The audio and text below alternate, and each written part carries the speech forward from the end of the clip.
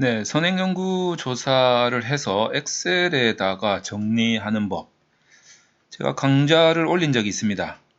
자, 그런데 그 부분에 대해서 상당히 반응이 뜨거웠던 것 같아요. 그래서 그 엑셀 파일을 좀 달라, 뭐 이런 분도 계시고, 그 엑셀 파일을 만드는 방법을 소개를 좀 해달라 라는 분들도 많이 계십니다. 최근에도 그런 문의가 올라오는 것 같아요. 그래서 그게 뭐 대단한 건 아닌데 되게 간단한 건데 여러분들도 자기 스타일대로 내 맞춤형으로 금방금방 만들 수 있는 건데 뭐 제가 소개를 하니까 좀 대단한 것처럼 보였나? 라는 생각이 좀 들더라고요. 그래서 뭐 그거를 굳이 뭐 다운로드 받거나 할 필요는 없을 것 같고 여러분들이 여러분의 스타일에 맞게끔 만들면 됩니다. 라는 차원에서 뭐 간단하게 만드는 방법을 원리를 좀 소개를 시켜 드리려고 합니다. 자, 먼저 이제 선행연구 조사를 해야 되니까 뭐 리스 같은 곳에서 뭐 예를 들어서 뭘 해볼까요? 자아존중감 해볼까요?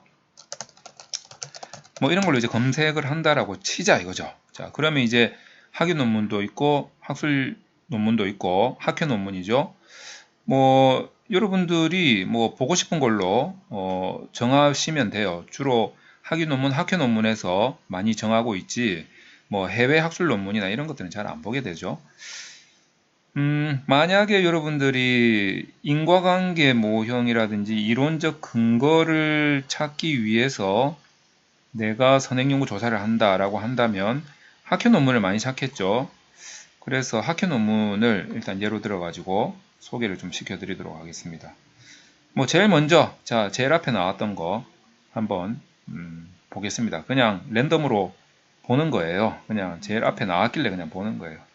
자, 우선 이제 요 제목만 살짝 가지고 와서 엑셀 파일 요 밑에다가 한번 붙여넣기 해볼게요. 자, 그러면 여기 제목이 나오죠. 제목이 나오는데 이렇게 보세요.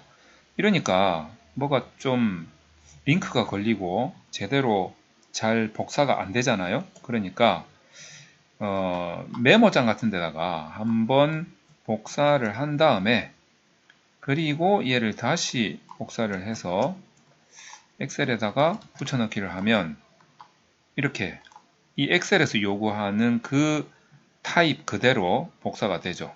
그래서 메모장을 이용하는 게 좋습니다. 제목에는요 여러 가지 정보가 들어 있습니다. 첫째는 연구 대상이 정보가 들어가 있고 두 번째는 각종 도구들 또 변수들 그리고 분석 방법이라는 아주 중요한 세 가지 정보가 들어가 있죠.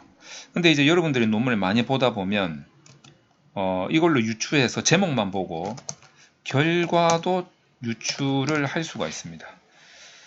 자, 그러니까 요 정도의 내용은 제목만 보고도 충분히 정리가 됩니다. 물론 이제 좀 구체적인 연구 대상, 구체적인 도구, 변수, 구체적인 분석 방법, 구체적인 결과는 이 논문 안에 내용을 들여다 봐야겠죠. 그런데 요 세 개는 제 3장 정도 되는 연구 방법 또는 설계 부분에 자세히 나와 있을 거예요. 자, 그리고 결과 유출을 하기 위해서 조금 더 상세한 정보를 보려고 논문을 들여다 볼 때는 제 5장 정도 되는 결론 부분에 아마 요약이 되어 있을 겁니다.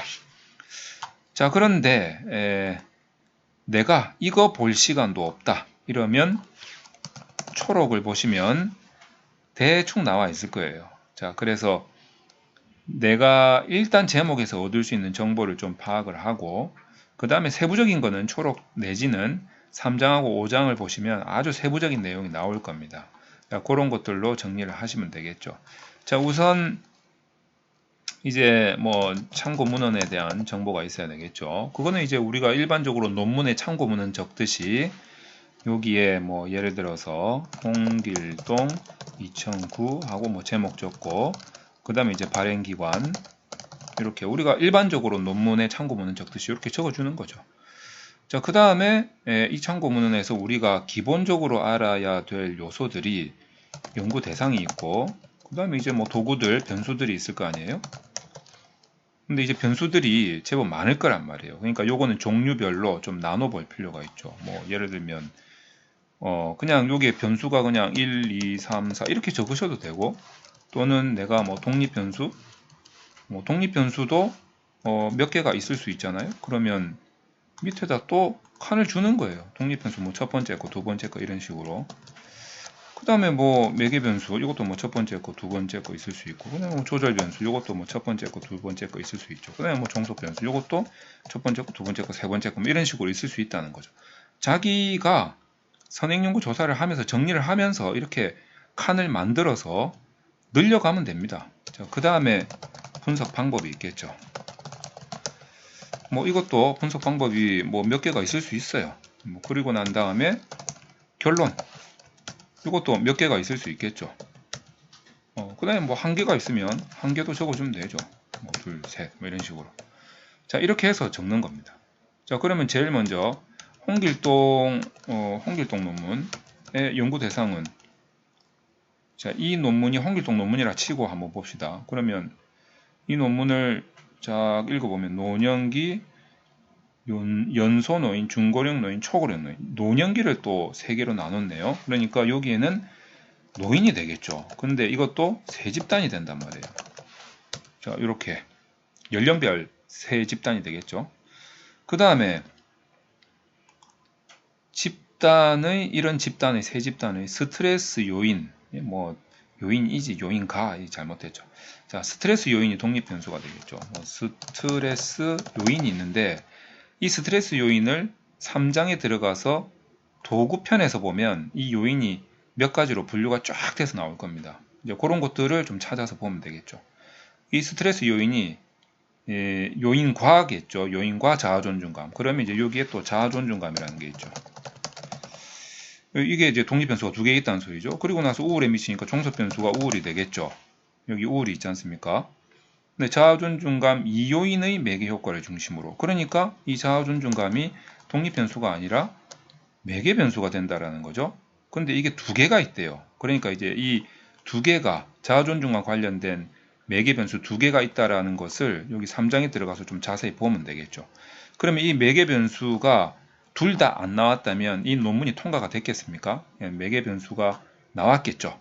근데 이게 완전 매개일 수도 있고 부분 매개일 수도 있으니까, 부분 매개라면 스트레스 요인은 이 모형에서 우울에 계속 영향을 미칠 거지만, 매개 변수가 완전 매개를 했다면 스트레스 요인이 우울에 영향을 못 미쳤을 거예요. 이제 그런 결론이 여기서 나오겠죠. 유추가 가능합니다. 자, 그러면 이것도 구체적으로 보려면 5장 결론을 살짝 읽어보면 되겠죠. 안 그러면 바쁘면 초록만 봐도 되고요. 이런 식으로 이제 계속 정리를 해 나가시라는 겁니다. 자, 그리고 이제 이런 데다가 보기 들어가가지고 틀 고정하면 자, 이렇게 보기 편하게 되겠죠. 이런 거 좀 조정을 하시면 되는 거예요. 색깔도 좀 집어넣고. 그래서 이런 식으로 자기가 스스로 자기한테 맞는 엑셀 파일을 만들면 한눈에 쏙 들어오겠죠. 그래서 얘네들을 전부 다 요약을 아래쪽으로 하는 겁니다. 주로 어떤 연구 대상에 어떤 도구를 썼고 어떤 분석을 했는데 어떤 결론이 나왔다. 그리고 대충 한계가 어떤 게 나오더라. 이런 것들을 이제 밑에 또 계속 정리를 해 나가는 거예요. 자, 이런 식으로 해서 자기가 자기 입맛에 맞는, 자기 스타일에 맞는 엑셀 파일을 만들면 여러분이 논문 쓰는데 굉장히 유용한 도구가 될 겁니다. 자, 여기까지 설명을 드리도록 하겠습니다.